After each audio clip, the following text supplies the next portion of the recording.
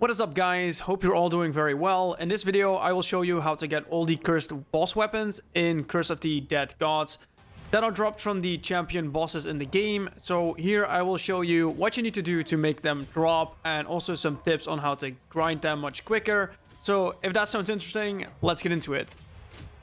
So the order in which I will explain this is, first I will talk about what you need to do to get the weapon from a champion, then talk a little bit about the weapon, and then go to the next boss weapon for the next champion.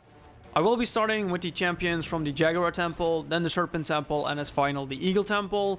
A little note, all the weapons have a 20% drop rate when you do the specific thing to make them drop, so it is not guaranteed the weapon spawns after you defeated the boss. So this means you need to fight the bosses multiple times with doing the requirement to make the weapons drop. And from my understanding, you can't increase this drop rate with any blessing and also not with the perception attribute.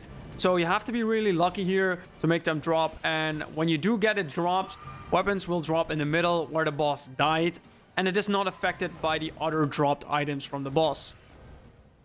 The first curse weapon is the Bloodstake, which is dropped from the first Jaguar Temple champion, where you fight the guy with the spear who summons the Jaguars. For the boss weapon to drop, you need to defeat the boss when there are no summoned Jaguars in the field, and then beat him.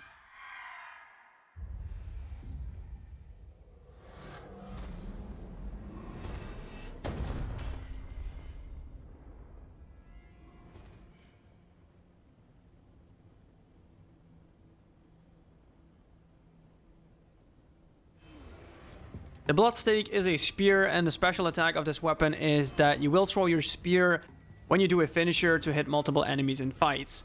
I do say though, this weapon is pretty bad. There is a bow that does the same thing, but will even deal more damage with every piercing enemy with the arrow. What makes the Bloodstake lag in damage compared to this bow, so I recommend not to use this weapon. Next up is the Moonblade, what is dropped from the Sun and Moon Bros. Here, you will need to parry 3 hits of the Moon Bro and defeat the boss. The best attack to parry is when he does multiple swipes and finishes it with a delayed attack.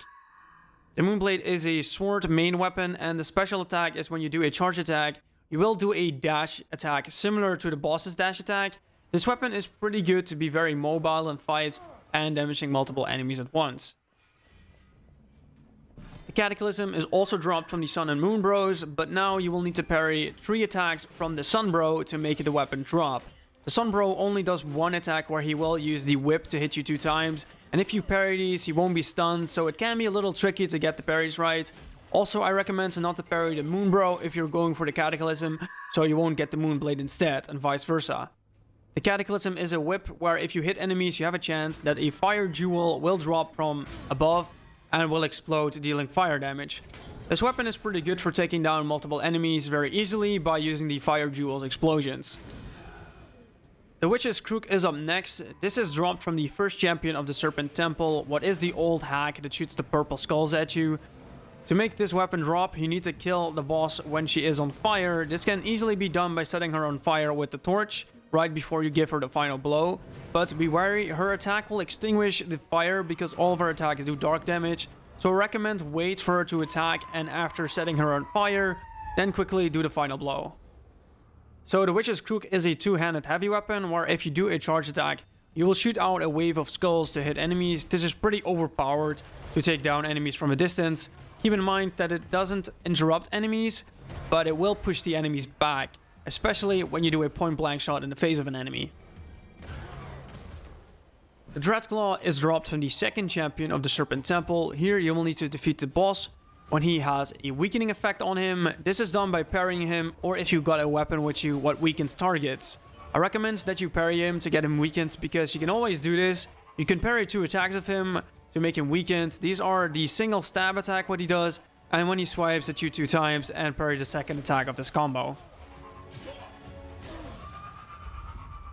The Dreadclaw is a claw weapon. Here you will do 2 spinning attacks when you do a finisher. This is useful to hit multiple enemies around you, and the spin attacks do quite a lot of damage, so this claw is pretty good. The Effulgence is dropped from the first champion of the Eagle Temple, so here you will need to defeat the boss while he is doing his lightning beam attack. Here I recommend you bring him to low health, so you only need 1 hit to kill him, wait for him to do the beam attack, dodge to the side and hit him after to beat him.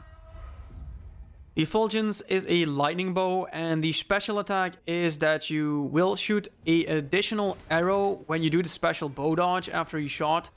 This is very useful because if you do a charge shot with the bow on a shocked enemy, you will create a lightning strike on the enemy, interrupting them.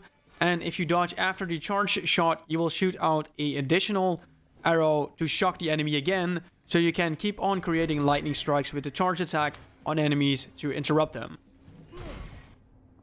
The final curse weapon you can get is the Fist of Doom, what is dropped from the second champion of the Eagle Temple. Here, you will need to perfect dodge the charge attack 5 times in a fight, what is pretty easy to do. When he is about to charge at you, dodge through him. This will always count as a perfect dodge. So if you do this 5 times, you can kill him. The Fist of Doom is a shield weapon that will do a huge fist attack when you attack with it or do an offhand combo with it. This weapon does a lot of damage and you can easily take down multiple enemies at once with these attacks. So if you do want to farm and grind these weapons, because if you do make these weapons drop from the bosses, you can unlock them at the start of the game and then you can make them appear in runs, just like all the other weapons in the game, so you don't have to fight the boss to get the weapon. I recommend you start the last exploration to grind these weapons, because here you run all 3 the temples. Here you can fight the first and second champion in the section floors much earlier, what makes grinding much faster for these weapons. Also a tip, if you start the exploration and you are entering the Jaguar Temple first, but you already got the boss weapons from these champions, you can return to the main hall and start the exploration again to have a chance to get another temple first, so you can fight the champions you still need the boss weapons from. If you do get the weapons dropped from the boss, you can simply return to the main hall after and you are able to unlock the weapons with the Jade Rings. But that is how you get all the cursed boss weapons. If you are interested in other guides for Curse of the Dead Gods, I will be making more guides around beating the hard explorations, so you can check them out if you need help with those. I hope you enjoyed this video and found it helpful. If it did, don't forget to leave a like to support the video, comment down below if you got some questions about the topic, and subscribe to the channel for more gaming content. I thank you for watching and for all the support. Now guys, go get him.